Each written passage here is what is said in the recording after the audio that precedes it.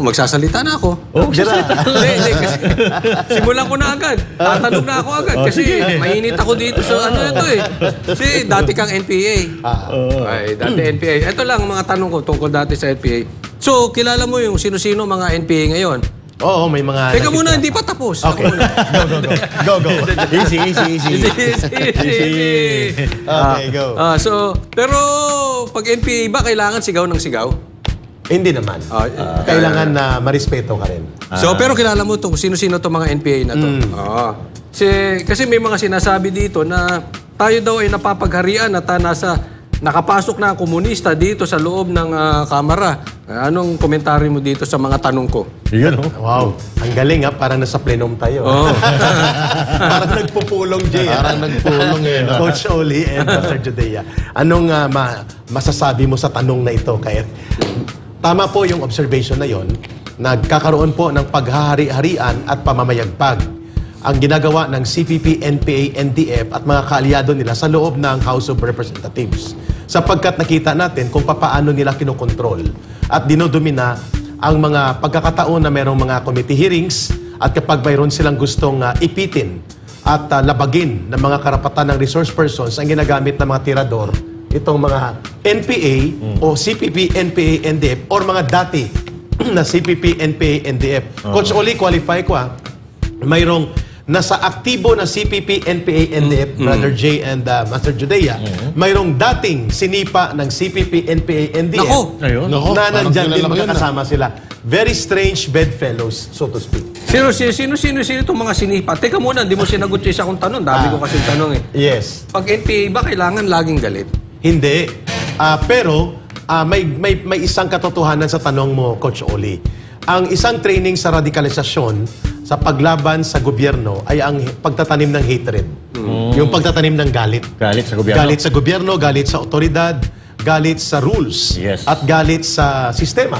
At ginagamit nila dito kaya rin, kahirapan siguro, no? Oo, kahirapan, problema sa gobyerno, at ang mga hindi makatarungang distribusyon ng yaman ng bansa. Gagalitin ka, so yung tendency mo ay magiging galit kapag nagsasalita. Pero magalang ka naman dapat at marespeto sa ordinaryong mamamayan. Pero doon sa mga namumuno sa gobyerno ay mayroon pong tendency na maging ang tono mo ay galit o paragi ang tawag nila dyan ay GND kung sa aktivista pa. Grim and determined. Depende sa kausap mo. Depende, kung may kagalit-galit yung kinausap mo, dapat magalit ka talaga. Yun. Pero yung as a rule, sa tanong ni normal Coach Oli, sigaw ng sigaw. Ang sigaw ng sigaw, ginagamit yan sa rally. Pero kapag ikaw ay nasa formal na forum, sa mga committee hearing, hindi mo ginagawa yan, lalo na kapag ang kaharap mo, ordinaryong mamamayan o mga resource person na naimbitahan para magbigay linaw sa mga usapin sa committee hearing. Ayun. Pag pulis, laging sigaw ka na sigaw. Sisigawan mo na pulis lagi. Sa rally. Ginagawa talaga namin yon. Pero yung mga police officers or armed forces officers, may tinatawag doon na prejudice or ready bias. Nandun na yun kasi sa indoctrination namin, nung nandun pa ako sa CPP, NPA, NDF, yung mga elemento ng Armed Forces of the Philippines, mga police, nagkakaroon kami ng natural na pagkagalit kasi ang tawag namin sa kanila, mga pasista, mga berdugo, yun ang tinatanim sa amin not anymore with my situation. So sa tanong mo kung ang mga police ba, ang resource person, kailangan bang sigawan o mga Armed Forces of the Philippines? Hindi po. Kasi yan ay nasa formal na gathering na may mga ina-observe na protocol or ethics of decorum. Pero siyempre, dugtungan ko lang yung question ni Coach Oli, no? Kasi kanina, Eric, nasabi mo na may iba't ibang tawag sa mga miyembro ng NPA, may mga tiniwalag, may ganito, ganyan. Pero yung maingay dyan sa gusto namin makilala, kung ano pinanggalingan, yung maingay dyan sa Kongreso na mahilig mag-contempt. Kilala mo ata yun? Actually, tatlong paksyon na Master Judea, Boss Dada, Coach Oli, and Brother Jay ang nandyan sa loob ng Kongreso na ginagamit as attack operators. Mangbabastos, mangbubuli, manduduro. Ang isang paksyon dyan, aktibo talaga sa CPP, NPA, NDF. Again, I would like to emphasize, si Ka Eric po nag-identify nito, hindi ang Banateros. Yes, okay. At hindi SMNI. Yun, malinaw. Sino po ang isang grupo na ginagamit ngayon bilang operator sa pag-demolish, pagbabastos, pangbubuli, at pag-abuso sa kapangyarihan sa Kongreso? Ang mga CPP, NPA, NDF party list, tatlo sila. I will name them. Franz Castro, na convicted criminal sa kasong child abuse. Si Raul Manuel, Nako. si Arlene Brosas. Ito Nako. sila ay mga aktibo na mga operatiba at until now they belong to the Communist Party of the Philippines and therefore they are also part of the entire operations of the CPP, NPA, NDF. Ang pangalawang grupo, isa lang pala siya. Isa lang yun. Pero barkada sa ni Akop. Ito ba yung sinipa? Oh, ito yung sinipa ng NPA. Dati siyang NPA, kaya sinipa siya. Dahil naging bodyguard siya ng mga asyendero at ng mga politiko sa Negros. Ay, balimbing! Oo. So, NPA siya dati at sinipa at nagbuo ng grupo na tinatawag na RPA-ABB. So, parte na siya ng kalaban na ng NPA. Kalaban. Balimbing. Aminin ko sa inyo, isa yan sa primary target namin noon ng National Operations Command ako. Ang inabot ang boss niya, si Arturo Tabara, dito sa SM Perguio na assassinate. Ang isa si Romulo Quintanar. While Quintanar was the general commander of the NPA before, he was not part of the RPA-ABB. Yeah. Tapusin ko lang, Coach Oli, Sige. Master Judea. So, isa si kalderong NPA kasi kung may sundalong kanin, Kaldero? kilala natin yun. Ito, may kalderong NPA. Meron din pala ganun. Yan si Paduano, kalderong NPA. Ay, pinangalanan na. Oo. Yung Wala naman pangatlo, tawag mo kay Akop. si Akop naman ay nag-aastang... Panis na kanin. Panis na kaning panis na Kaning nagbabarkada sa Sanggano na si Paduano. Sige. Ngayon ang pangatlo, Gusto natin malaman yung background nito. Na kung ni bakit Paduano. tutip siya ng content. Oo. may pangatlo pa doon kanina na bloke. Sige. Na nakalusot. Ito naman ang mga hilaw na komunista. Ang mga hilaw na komunista ay sinipa din sa CPP, NPA, NDF. Itong grupo ng Akbayan. Nako. So tatlo yon. Hindi yan magkakasama sa isang organisasyon. Nagpapatayan dati yan sa panahon ng 1994 hanggang mga year 2000. Kaya Eric, maputol ko yung Sige, Akbayan yung kasama nila Dilima, di ba? Dilima at Na nag- Ontiveros. Oo, na nag- okay. Ang tawag naman doon mga hilaw na komunista. Hilaw pala yung mga yan. Kasi walang NPA ito. According kay Kay Eric. So, pwede yung tawaging impostor na aktivista. Yun. Hilaw na komunista, impostor na aktivista, kasi wala silang NPA. Yes. Pero gusto din nilang guluhin ng gobyerno. Ito naman ang CPP, NPA, NDF, nagkukunwaring walang NPA, pero kasama sila. Ayun. Yan naman ang mga nasa communist terrorist group na napangalanan na ng gobyerno ang kanilang organisasyon. Yung isa kanina, ito yung pinakamabangis na Rottweiler sa loob ng Rottweiler? Kongreso. Sorry, Boss Dada. Sige. Pitbull. Ang pangalan niya ay si Paduano. Nako po. So may tanong si Coach Ol, si Master Judea, Brother J and Coach Oli, and Master Boss Dada, bakit tinatawag ni Ka Eric na kalderong NPA? Yan. Si Yan naman Paduano. Paliwanag mo nga. Ano ang Eric. role niya dyan sa loob? Okay, sige. Si Paduano po ay kilala ko po ang background nito sapagkat isang region kami pinanggalingan. Sa Western Visayas din po. Siya ay Negros galing, ako ay Iloilo. Iloilo City. So pag sinabing Western Visayas po, ito ay binubuo ng mga probinsya ng Iloilo, Antique, Capiz, Aklan, Guimaras, Yun. and Iloilo City, including Negros Occidental, Bacolod City. Yun. Na ngayon ay Negros Island na. Region. Yun. Okay. Doon siya nanggaling. So, noong mga 1980s, hindi pa po ako NPA, hindi pa ako CPP.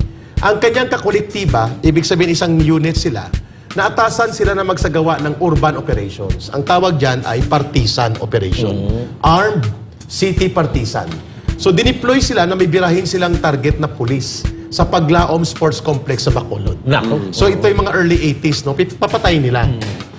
Naatasan siya na siyang bibira.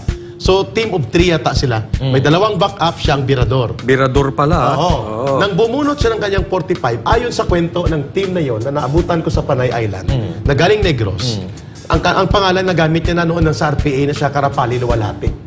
Kasi mahilig sa luwalhati. Yun. Itong birador na to. Itong nagpakilalang birador. Sino to ulit? Para alam nila. Si Paduano. Boy Contempt Paduano. Si Calderong NPA. Ngayon, nang bumunot siya ng baril, lumingon yung pulis at bumunot ng... May baril din ng pulis. Sa sobrang tapang niya, nabitawan niyang 45. Ninervyos! Dinaga. Kaya pala. Dinaga. Kasi, ito sinasabi ko to, pag binibigyan ko ng yung mga galawan ni Paduano, lalong-lalo na nung nakaharap niya si PRRD. Yes. Kung mapapansin nyo, kasi ito, gawain po ng isang nervyosong tao, yung hindi mapakali. Yung mga ganun-ganon. Mga ganyan-ganyan. Kadalasan kasi ginagawa ng mga nervyosong tao yan. Yung parang Tsaka, uneasy ka. about naman doon sa pagiging balimbing ni Paduano, totoo. Kasi may kita naman natin ngayon, tingnan mo siya yung Overexcited na overacting. overacting dun sa Jay, ang Congress. sinasabi ni Jay doon na pagka-nervyuso niya, na kung hindi nagkaroon ng backup, ang team na yon patay siya. Kasi ang bumira sa pulis, hindi siya. Bitawan niyang 45 niya eh. Muntik pang tumakbo. Sayang, no? Kung So, wala ang bumira siya, sa kanya, ang bumira yung kasama niya. kung wala siyang kasama, yari siya. Ayun ang problema niya. Sapagkat gusto niyang i-project na siya ay matapang. O siyang ginagamit nila Akop. Ewan ko kung bakit naniwala at believe si Akop sa kanya. So ito, Ito may gusto kong ikwento dyan ha. Ito yung problema ngayon dyan kay Paduano, brother. Sapagkat gusto niyang ipalabas na siya ay matapang di prinsipyo. Pero sinipa yan ng CPP-NPA NDF sapagkat nagbabodyguard sa mga asindero at mga Ayun. politiko sa Negros. Ayun. Ang isang naging bodyguard sila at bumuo ng kanyang party list at nag-finance dahil kalaban ng NPA noon sa Negros, si late Danding Cuangco. nako. Now, ang abang lingkod party list niya ay pinunduhan nila Danding Cuangco at ng mga asyendero laban sa NPA. So, nang tinarget yan ng NPA si Paduano, nanalo sila noong 2013, I think. Hindi yan nagpapakita, nagtatago yan sa office ni Albi Benitez. Nako. Kahit na sa kongreso na siya, hindi siya Tumatago. Nagtatago kasi at that time, active pa ang order na birahin siya ng NPA. So alam ko kung anong background nito. Sayang. Ibig sabihin ngayon, magkakasama na sila ni Franz Castro, ni Raul Manuel at nila Arlene Rosas, posibleng sila ay nagkaroon ng tactical alliance Nako. kasama ang mga hilaw na komunista at mga impostor na aktivista. Ay, kay Eric, baka ano na yan? Baka nasa grupo na nila Brosas, nila Castro yan. Walang formal na pagbabalik sa isang organisasyon, pero mayroon silang common enemy at common O kaya agenda. baka nagbuo sila ng Alliance. sarili nilang grupo. Hindi pwede. Hindi rin pwede. Oo, nagbuo lang sila ng common agenda. Yung common agenda nila, wasakin ang matapang at decisibong liderato ng mga Duterte. At dubli kabi sila, lagaring hapon.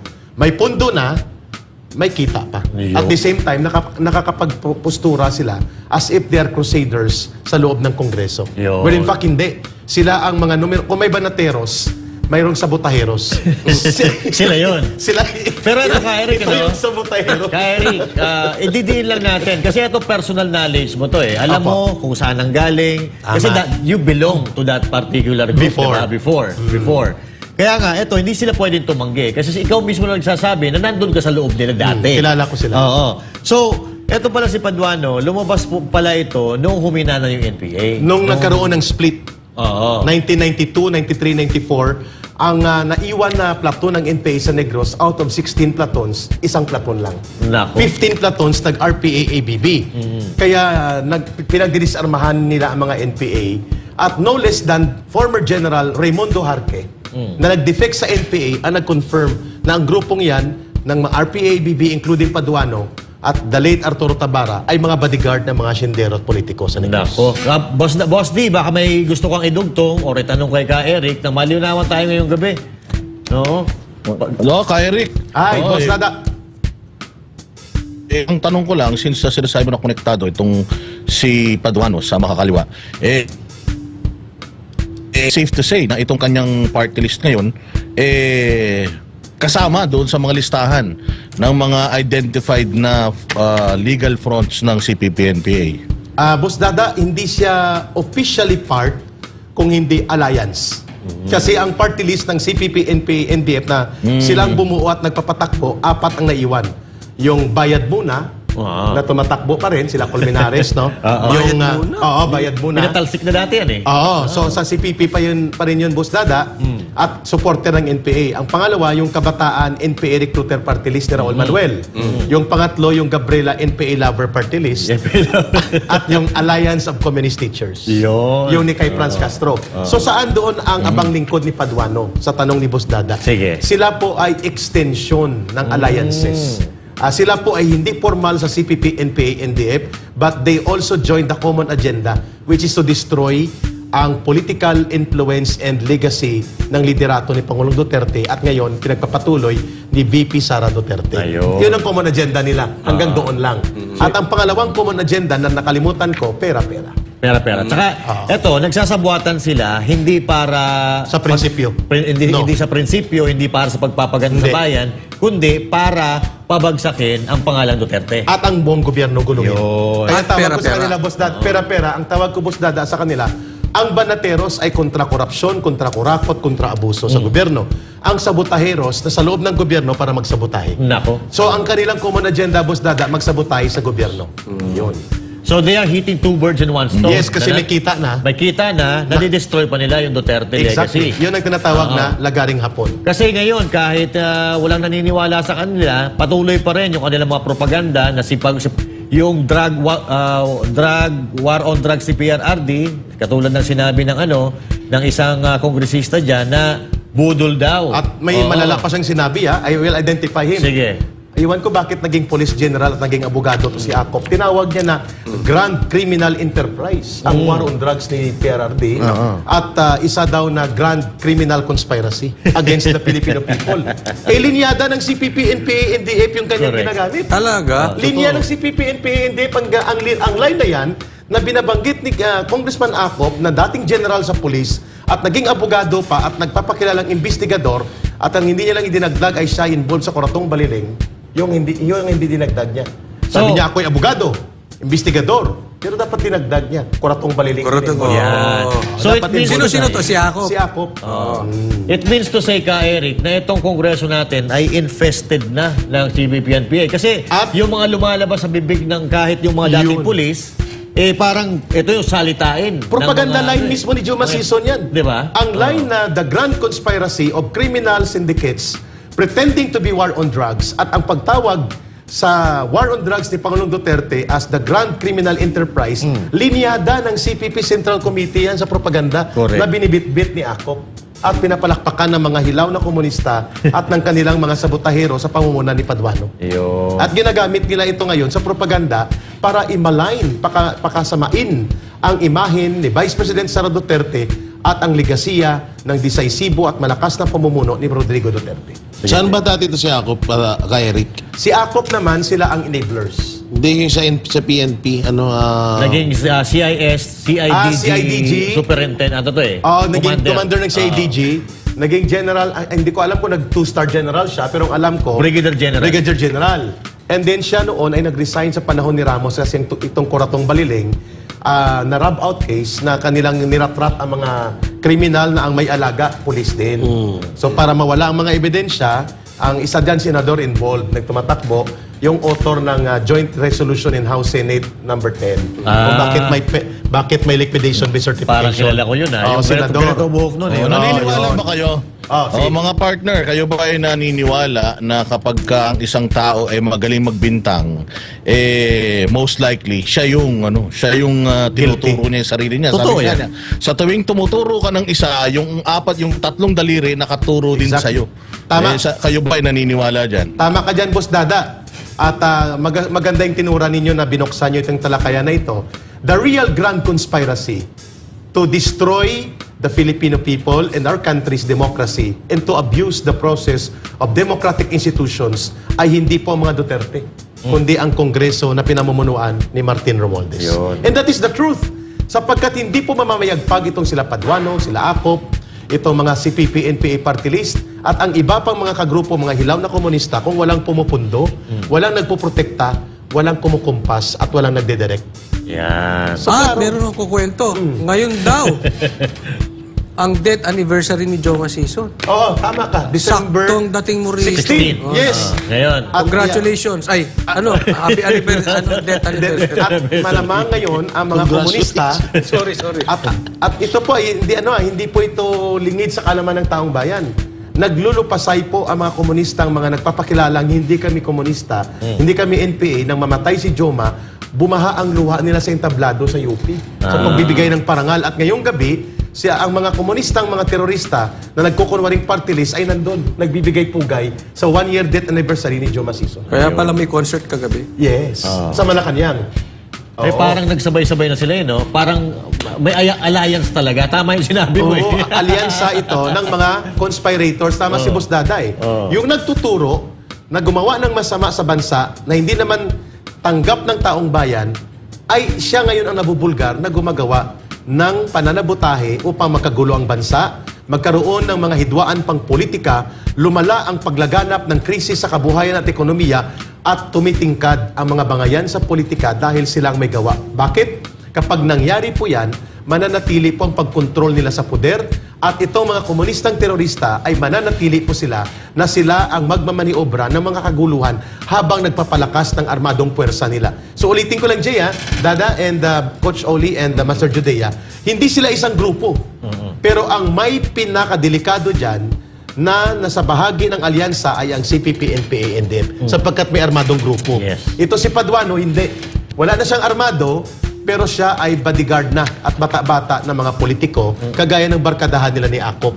At ang mga hilaw na komunista, pera at pondo ang nagpapagalaw sa kanila para maging bahagi ng sabotahe campaign.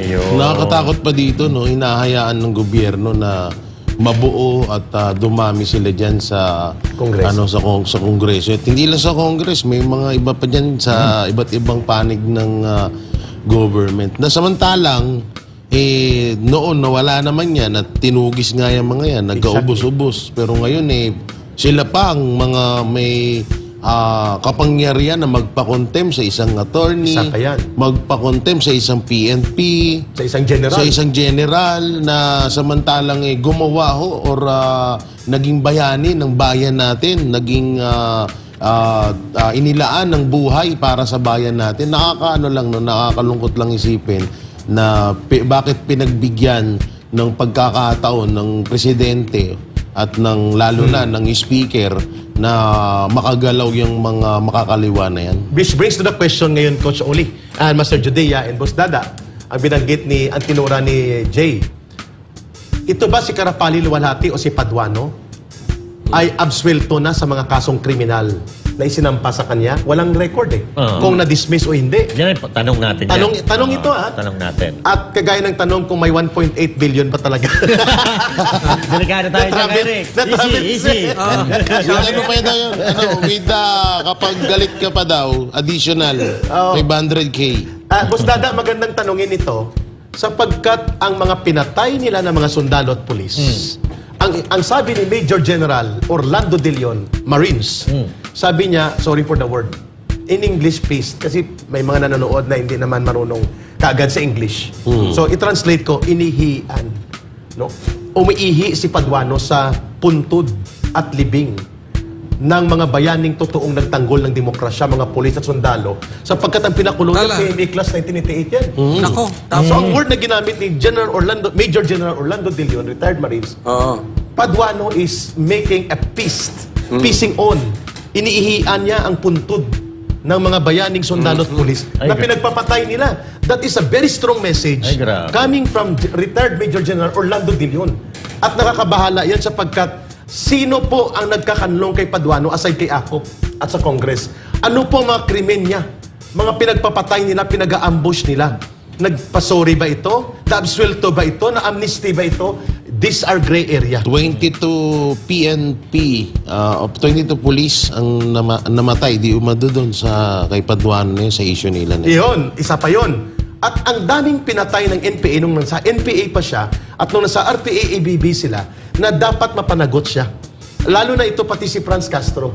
Dahil under appeal siya, samantalang si Pastor Kibuloy ay hindi convicted, may kaso lang, hindi makalabas. At ang mga ministro ng QOGC. Samantalang itong convicted criminal sa Toro Campo and Franz Castro ay hindi nakukulong at si Paduano na most likely may mga pending criminal cases sa pagpatay sa mga pulis at sundalo, panununog at pangbobomba at hindi inilalantad ng gobyerno ngayon, sino ang kadler niya? Hindi kaya Eric may ex-deal tong mga to? Most likely. Most likely. Sinong kadler? O sinong kanyang maliban sa kay Martin Romualdez sa House Speaker at kay Akop, sino ang nag-handle sa kanya? Pwede ba ito? Nagtatanong na ngayon ng taong bayan. At ang challenge ngayon sa mga retired and active military officers, napakalinaw po ng napakasakit at puno ng emosyon na inihayag ni PMA Class 1982 at retired Marine General, Marine Major General Orlando De Leon, inihihian po at binabastos ni Paduano ang libingan at puntod ng mga totoong bayaning mga pulis at sundalo sa kanyang pagpapakulong at pag-abuso sa poder, Boss Dada. Question. May question lang ako kay Eric since na-discuss naman natin itong issue ng mga makakaliwa na sa gobyerno. Meron kasi nagsabi sa akin na isang PMAer na retired na ito daw si General Browner at saka itong si Teddy Bagilat, na kilala mo naman siguro yan kung ano din ang affiliation ni Teddy Bagilat. Sila daw ay magpinsan. Totoo ba na magpinsan yung dalawa? Hindi ko ma-confirm, Boss Dada, but may possibility na may bloodline kasi ang mga Browner nag-migrate yan mula sa Amerika, ang kanilang mga ancestry, at nag-settle sa Cordillera. So most likely, there is a high possibility na may bloodline. Si Titi Bagilat, bagamat hindi CPP, NPA, NDF, hilaw na komunista ang barkada niya, like sila Hontiveros, at sila De Lima dyan, yung Akbayan Group, malapit siya. Pero tama naman na binabanggit ni Brother Boss Dada, na bagamat hilaw na komunista, kaliwa pa rin ang orientation. Wala lang silang direktang armado.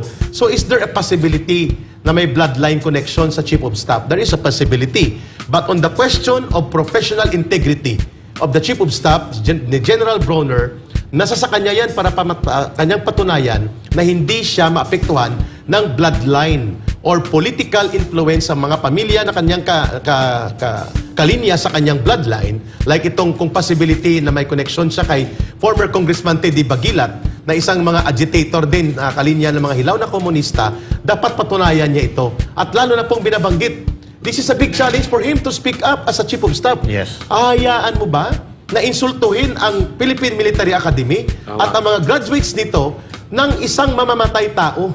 Totoo naman mamatay tao ito talaga ang grupo nila Paduano. Diyan din ako nanggaling ang kaibahan naming dalawa. Wala akong kaso na inaharap tungkol dyan at ako po yumakap sa batas at nagpailalim sa gobyerno. Ito hindi malinaw eh. Sino ang nag-handle sa kanya? Aside sa Congress na pinoprotektahan siya at ng kanyang late benefactor at protector na si former Assemblyman or Congressman Danding Kuhangko na wala na ngayon, sino pa sa gobyerno ngayon ni Marcos ang nagpo-protect sa kanya? So, ibig sabihin, kayo legal yung pagbaba nyo. Oo, nagbalik talaga kami. Kayo yung mga rebel returnees na tinatawag. Yes. So, ang question natin, kung paano nakalantad itong si Paduano sa At kung anong status ng mga kaso. Yun. Kasi walang malinaw na may amnesty at walang malinaw na ito'y na-dismiss ang mga kaso niya, Boss Dada. And that is the reason that the Armed Forces of the Philippines and even the Philippine National Police, si Marbil ay PME graduate 91 yan. Si General Wilkins, 88, 89, 99, nag-abot pa sila. Si Wilkins, na dating PDEA Director General sa panahon ni former President Rodrigo Duterte, ay senior, samantalang first year si General Marbil. At si General Browner ay direct junior ni General Wilkins kasi class 88 ang mga ito. Ang tanong, anong kasalanan din ni General Wilkins para ganuntuhin siya? At ang dahil lang hindi nila mapiga na idiin at gawa ng kwentong kasinungalingan si Rodrigo Duterte sa war on drugs, ipinakulong siya. Ito'y napakalaking iskandalo na pwedeng sumambulat sa isang napakalaking krisis among the ranks of active and retired members of the PMA alumni group and even sa loob ng active officers, men and women sa AFP at sa PNP. Saka ito napakarami ng pagkakamali na hindi pa naipapaliwanag, no?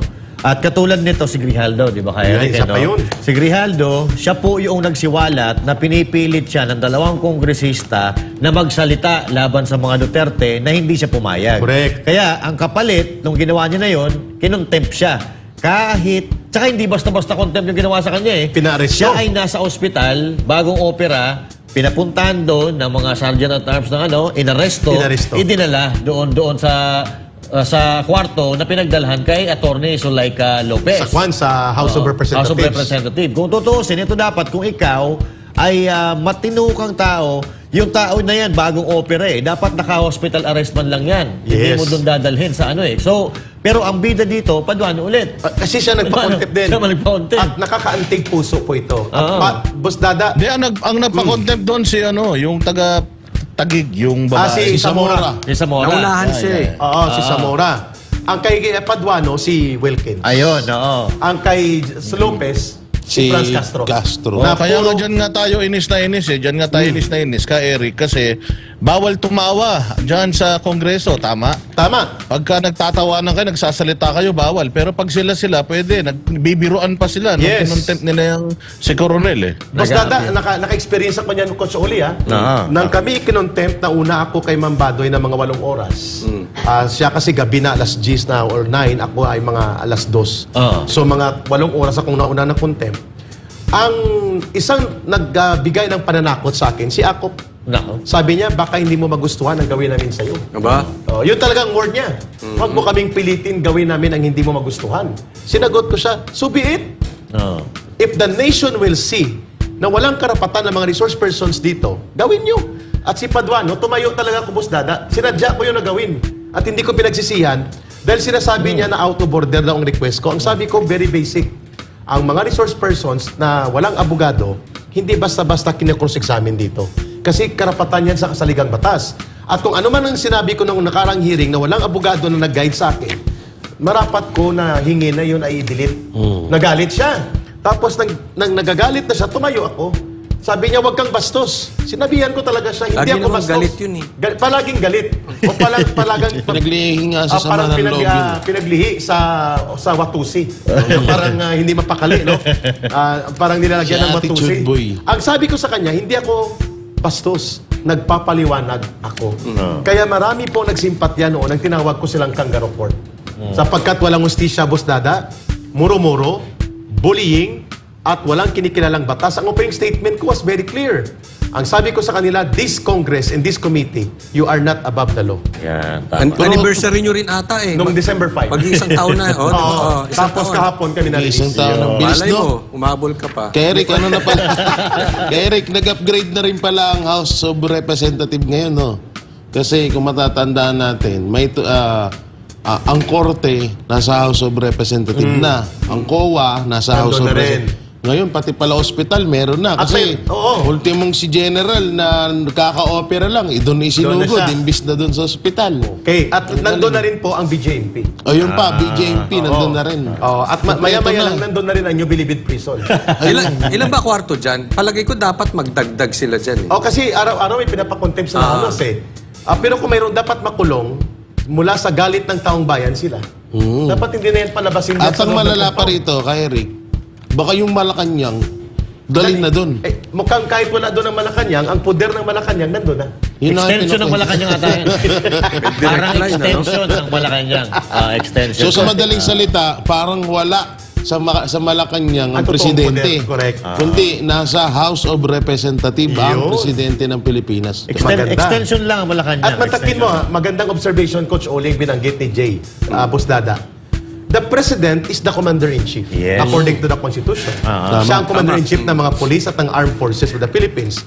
Pero ang tumatawag sa Chief of Staff na si General Bronner, hindi si Marcos Jr. Kundi si Martin Si Martin Romualdez. At saka ang nag-a-announce ng increase. Nag-increase, Speaker of the House. At saka yung nag-a-announce ng gagawa ng komite or gagawa ng task force. Si Martin Romualdez, ang nagtutrooping the line at nagsasaludo-saludo sa mga troops. Si Martin Romualdez, ang hindi po ipinaliwanag ni General Bronner, this is on his responsibility.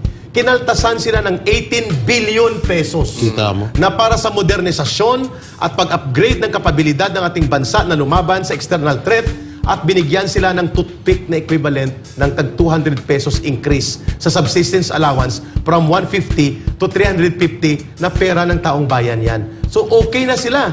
Isa itong kalukuhan. Ang sabi ng isang full colonel kanina before ako umupo sa Banateros program, active full colonel, hindi ko sasabihin ng pangalan, Boss Dada, kasi malamang ma-floating.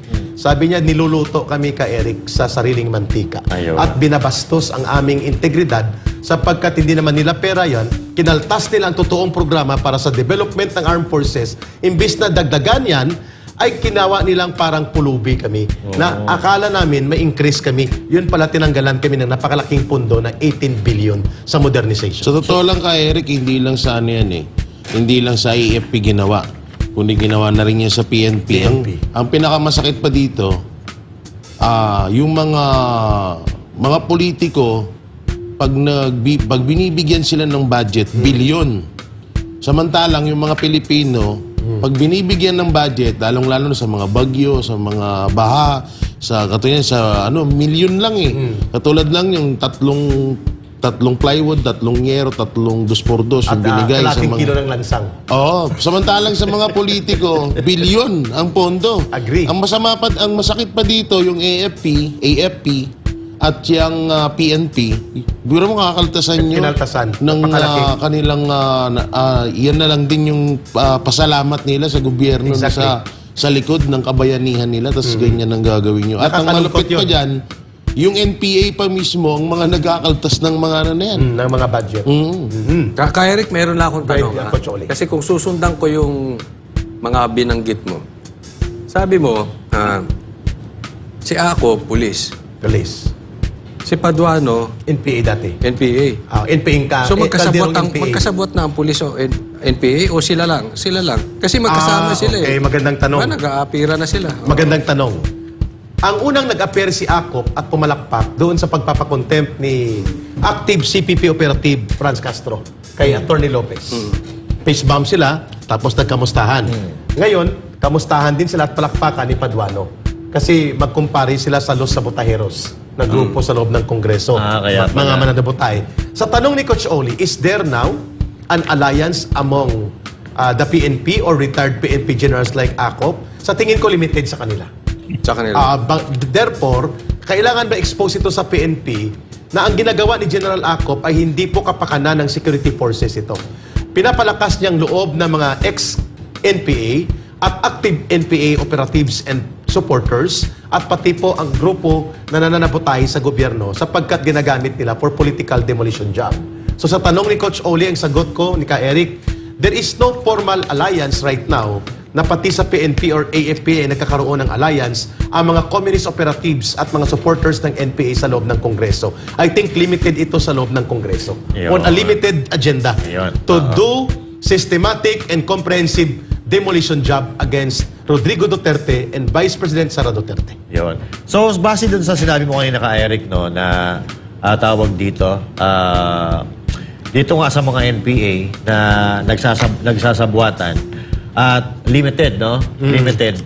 Pero dito kay sa AFP, no. So yung pagpabawas dito ng budget 18 billion. ay 18 billion. Sa tingin mo, ano yung magiging epekto nito sa Armed Forces of the Philippines? Diba? Dahil yung Armed Forces binawasan. Tapos itong mga kongresista na may leaning sa mga komunista, may Pinunduhan 6 sila. billion daw sila ata eh. Oo. So ano magiging nito, implikasyon nito? Napakalaki po sapagkat kung nagrereklamo tayo, binubumba tayo dyan sa West Philippine Sea, sa South China Sea dispute, mahina yung mga barko natin, yung ating war technology capability kulang na kulang, ay ibig sabihin po, isinasangkalan ngayon ng gobyernong ito through dito sa kaltas na napakalaki sa modernization program ng budget ng AFP, ang ating mga sundalo na katay-katayin lang at insultuhin at apak-apakan ng mga tropa ng China at ng iba pang dayuhang bansa na pwedeng umatake o magkaroon ng karahasan or aggression against us. Yeah. Number 2, nagpapakita ito ng isa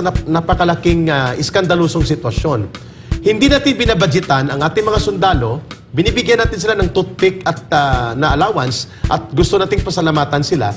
Subalit ang ating bansa, pinapapasok natin ang mga missile system ng Amerika. Yun. Like ang Typhoon missile system. Iniaasa natin sa illegal na pamamaraan ang pagtatanggol ng ating pangsiguridad at pangteritorial na pangangailangan sapagkat bawal po na may pumasok na mga nuclear active missile systems like ang Typhoon mid-range missile na pwede pong nakasalang na ngayon sa North Luzon, sa Ilocos area, sa China at sa mga paligid ng South China Sea.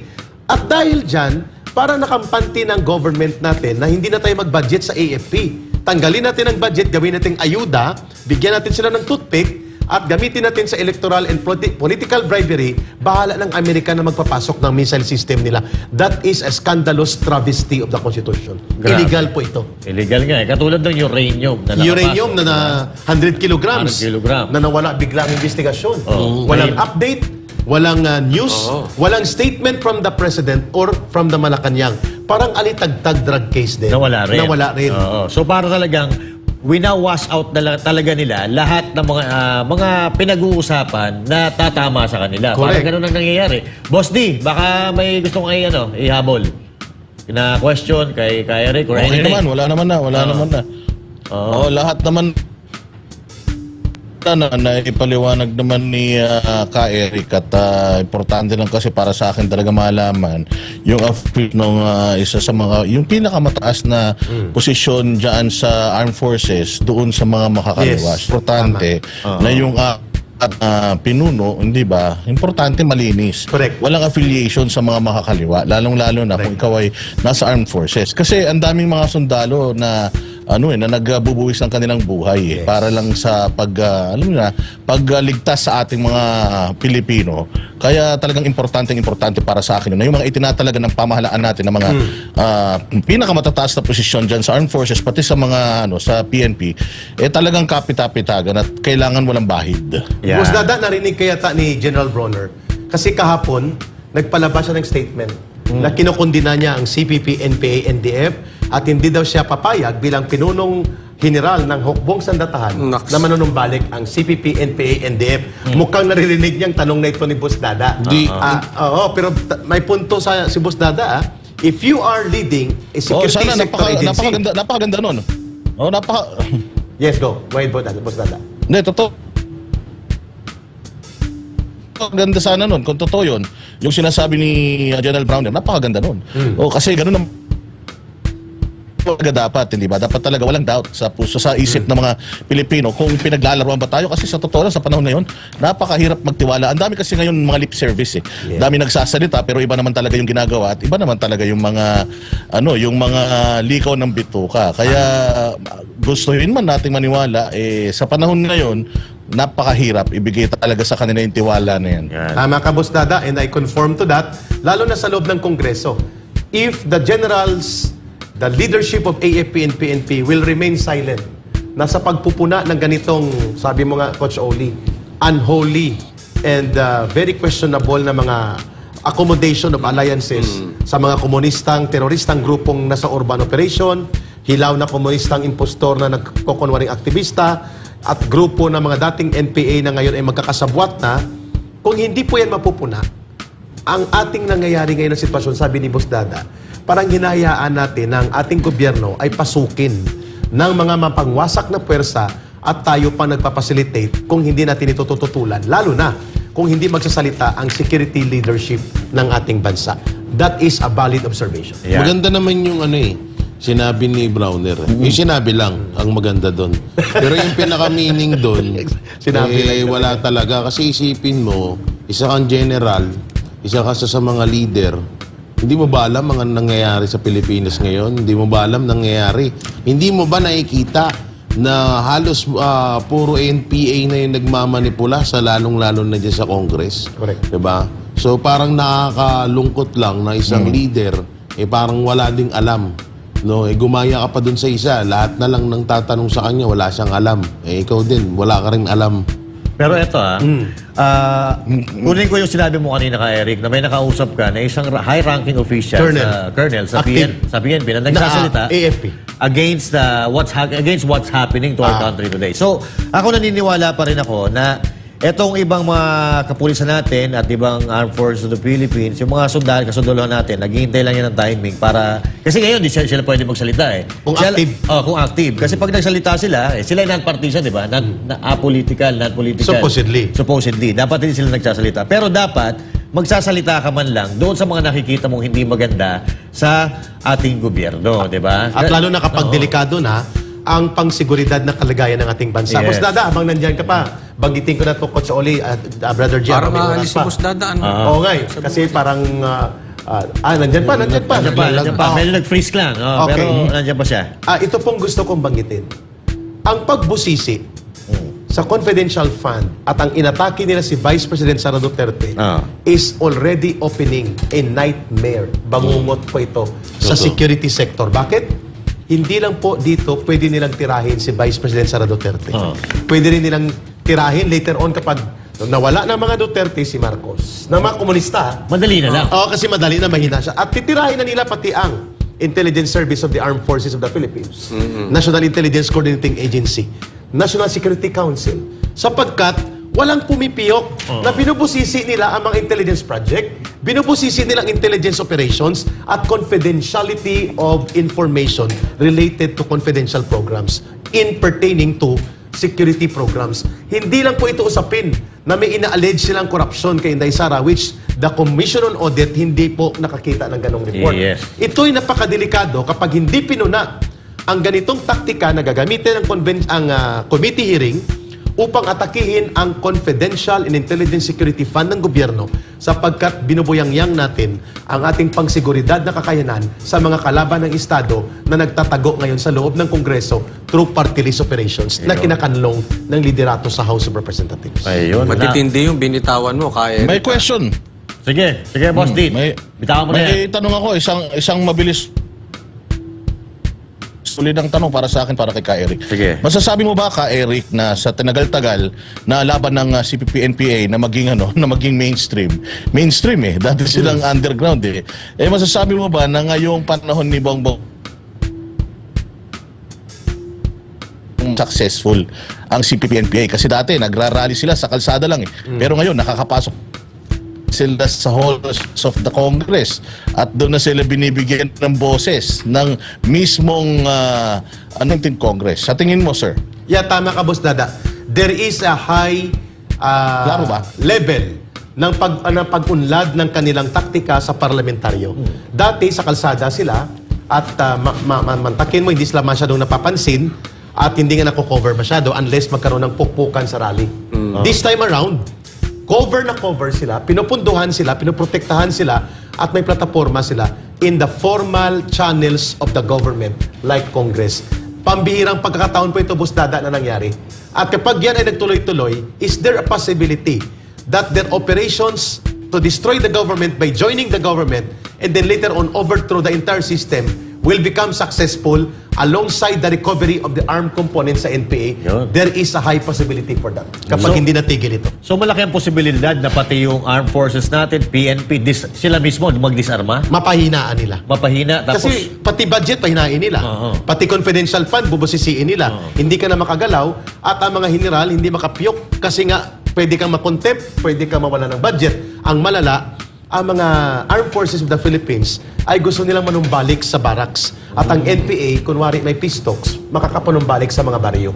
So, iyan ang dapat nating bantayan. So ang ending pala nito, Delikado pala Eric, yan. sa ginagawa, ang ending pala nito sa ginagawa nila, sa sobrang galit at pagpapabagsak nila kay Pangulong Duterte, kay VP Sara Duterte, buong bansa natin ang mapapahamak dito. Exactly. Oo. Iyan ang dahilan kung bakit napakahalagang episode na ito gabing ito ng Banateros. Thank you. Because we are opening the real talk on why our national security situation is now under attack, not because of the Duterte, but because of the conspiracy na nangyayari ngayon na halos hindi mapigilan ng ating armed forces of the Philippines at ng Philippine National Police at mga security sector leaders na nagaganap sa loob ng Kongreso. At ang sabi nga ni Boss Dada, nagkakaroon ng pag-angat ng antas ng kanilang pagka-infiltrate sa government never seen before in previous situation na nasa kalsada lang ang kanilang parliamentary and political struggle. This time around, may pondo, may plataforma, may formal channels of government protected at ang higit sa lahat ay nagagamit nila ang poder para magkaroon ng kaguluhan sa ating bansa. Okay, so malinaw. Jay, may question ka? Hindi kasi naano ko nga na upgraded na nga. Kasi Upgraded. nung mga panahon ng NPA, nasa bundok, nasa kalsada, ngayon, nasa Congress na, may pondo pa. May pondo pa. Yun ang pinakamalala doon, may pondo na kaya nilang gamitin yung mga pondo na yon para ipang-recruit ng mga kabataan at ng Ibili ng armas. at ibili ng mga armas. Which is Kasi true, kung nagaganap yan. matatandaan natin, nung panahon ni Joma Sison, lumapit pa ng China yan para lang bigyan sila ng mga armas nung panahon na yon. Ngayon, hindi na nila kailangan yun na lumapit sa ibang bansa para magkaroon lang sila ng armas, kundi sila na mismo kaya na rin lang mag-provide nun kasi nga may pondo na sila. Which brings me to the point of Boss Dada. Briefly lang ito na rejoinder. Napakaganda ng sinabi ng Chief of Staff kung sasamahan niya ng gawa. Yun. Walk the talk. Walk the talk ka nga. Hindi yung Yun puro ang salita. Kasi parang nangyayari pagka may question, sasagot lang. Pero hindi naman natin nakikita sa gawa. Pero yan, marami pa tayong pag-uusapan regarding dito sa ating talakayan ngayong gabi. Kasama pa rin natin si Ka Eric Celis. At Ka Eric, regarding dito sa issue ng red tagging. No? Sige. Yung red tagging, medyo na iskandalo ata yung pangalan nyo dito at baka pwede tayo makahingi ng kahit kaunting paliwanag. So, yung mga pwede lang. Okay. Na Magandang punto ito at nabigyan nyo kami ng pagkakataon, Master Judea Coach Olivos Dada and Jay Sabanateros. No? Ito po tungkol sa kaso na isinampa ni Atom Araulio At kasama dyan, nagsampa din ng kaso ang kanyang nanay at si Teddy Casino. Tatlo ito. So, ang kaso po hindi criminal case, kundi civil case. Pag sinabi pong civil case, walang kulong. Pero may danyos perwisyo. Ibig sabihin may damages. Kaya ang... Huli pero di kulong. huli or may desisyon pero hindi kulong. Yun po, klaro tayo doon. Yan. So, yung kanilang kaso na isinampa ay moral damages due to wounded feelings. Yung parang... pinangakuan ka ng pag-ibig tapos tinalikuran ka. Nako! Ang sakit nun. Pagkapag-ibig na naman dyan, Wounded feelings. No? Parang ganun ang ibig sabihin. Nasugatang puso. Nasugat ang puso tapos sleepless nights. Yan. And emotional stress. Yo. Dahil daw, tinawag namin silang konektado sa CPP, NPA, NDF. Yan ang nature ng case. Pero ang totoo nito kay Eric, hindi ba?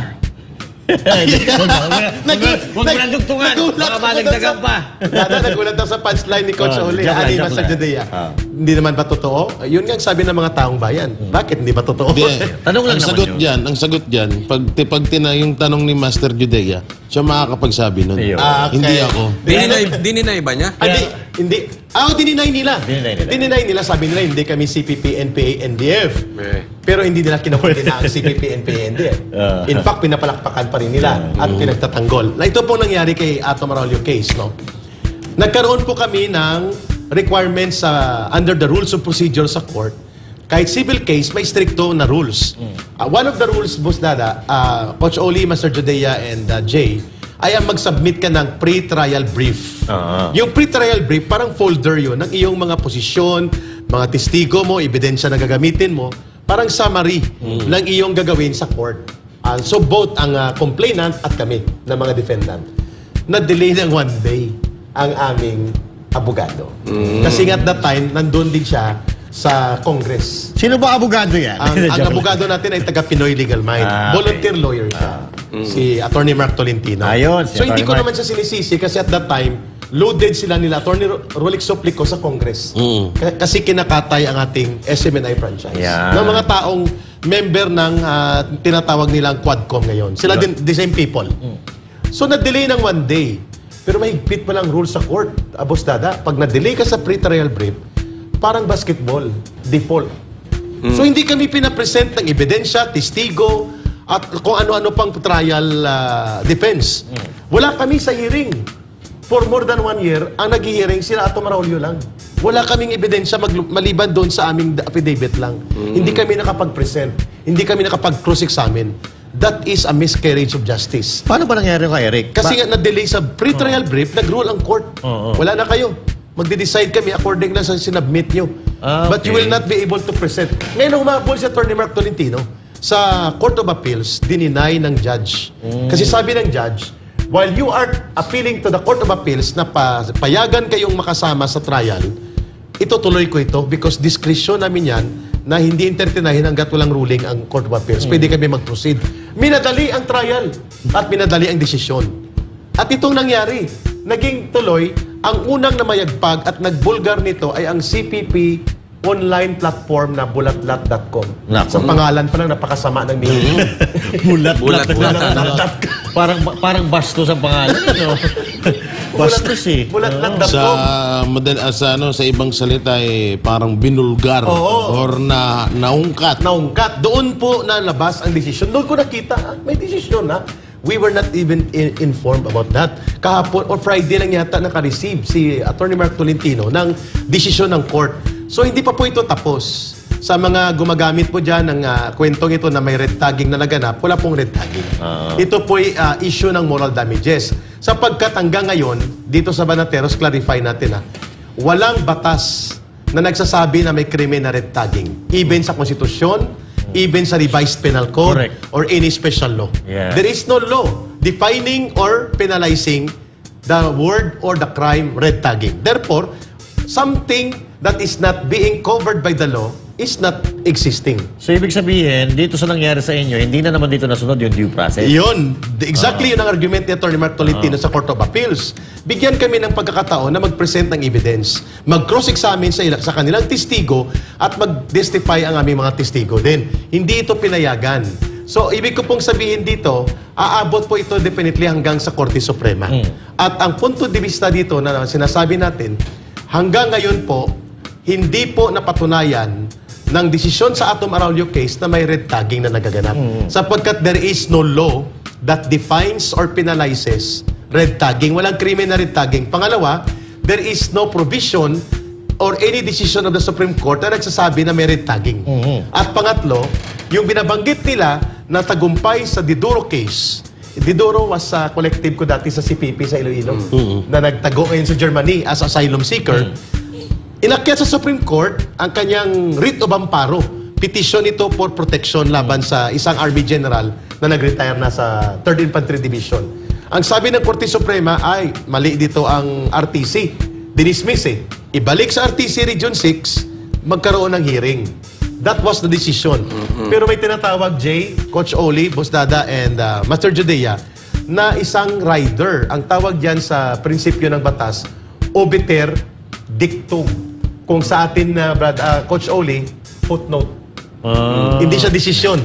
Parang inilagay siya, isiningit. Kung sa sentence, by the way. So the decision was Parang about PS I love you. yung PS I love you. Alam niyo, nung narinig ko yung salitang rider, Oo. biglang may umano na naman yung sa one tenga rider. ko. Dapat may Bigla na manalo naman yun. ako nainis. So klaro mga kababayan hindi po kami makukulong. But we do not want to give that kind of moral victory to the CPP, NPA, NDF, sympathizers, operators, benefactors, and supporters. Kaya lalaban po tayo dito. Yan pong mahalaga na wala po katotohanan na tayo ay dinesisyonan on red tagging. So, Ito- tama nga, no? Sige, sige, Saglit tanong muna. kasi speaking of red tagging, kasi kanina, pwede mo sagutin o hindi mo sagutin. Okay lang, walang problema sa atin. Kanina may nakausap ako na abogado at sabi niya, wala naman talaga sa batas yung red tagging na yan. Ayun. Pero in connection, no? Kasi kanina may mga pinangalanan ka na eh. Meron pa bang meron pa bang members dyan na hindi mo pa napangalanan? Sa Congress. Pwede mong hindi sagutin kung gusto mo. Pero dudugtong ko lang din, no, para isa na lang. Kasi aakyat nyo pa yan sa Court of Appeals. May nagtatanong dito, si Josefina, sabi niya, di po ba kapatid ni Browner nasa Court of Appeals? Yeah, I think, oo. Kapatid niya, yung babae. Na-appoint yata na justice sa Court of Appeals. Yeah, I heard about that. Yes. Hindi ko ma-confirm kung siya yun, but I heard about that na may kapatid siya na na-appoint sa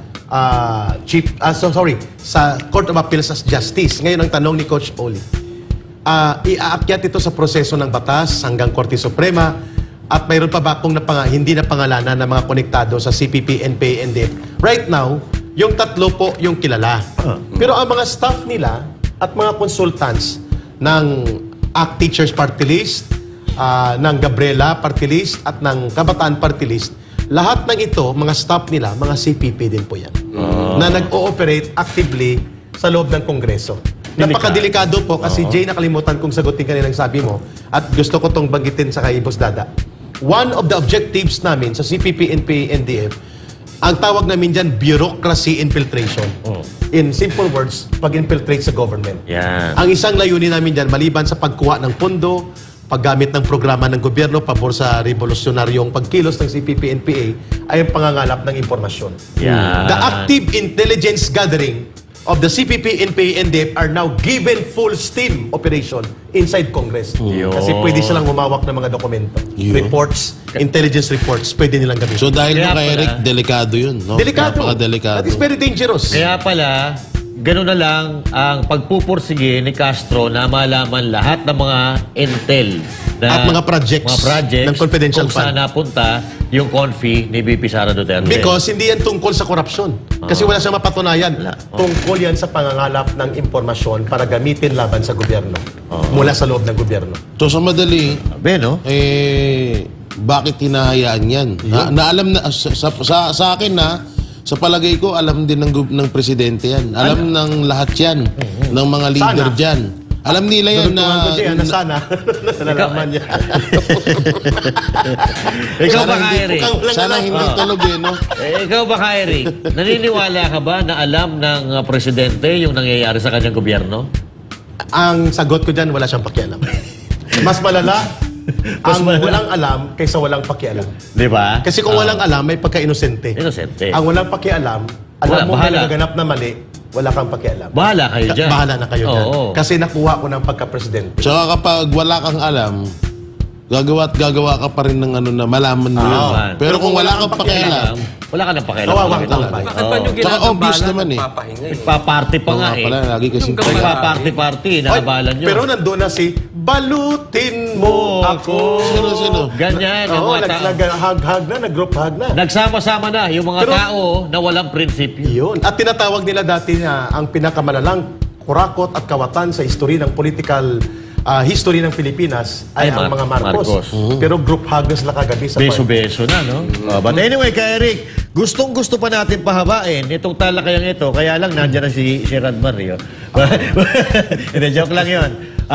Last message sa ating mga kababayan bago tayo magtapos para naman, siyempre, maitatak sa isipan ng mga tao na nanonood ngayon yung napag-usapan natin ngayong gabi. The price of freedom is vigilance. Yun. Ang pagbabantay at pagmamatyag sa demokrasya ay tungkulin ng mamamayan. Kaya po tinalakay natin ito sa Banatero sapagkat pinupukaw natin ang obligasyon ng bawat sektor sa lipunan na makialam at Yes. magpahayag upang wag po mawala at masira ang demokrasyang ipinaglaban ng mga nauna sa ating mga ninuno natin at nagbuwis ng buhay dito. Hindi po magandang nangyayari sa loob na ngayon ng Kongreso sapagkat yung mga nagtanggol ng demokrasya, nagtrabaho para sa kalayaan ng mamamayan at nagsusulong ng mabuting pagtatayo ng nation building sa ating bansa ay sila ngayon ang iniipit, nagigipit at nilalapastangan ng mga karapatan ng mga taong dapat may pananagutan na krimen sa ating bayan at mga inutang na dugo. Kaya hindi namin yan mapapalampas. At sana po makita ito ng mamamayan at ng lahat ng mga namumuno, lalo na sa security sector.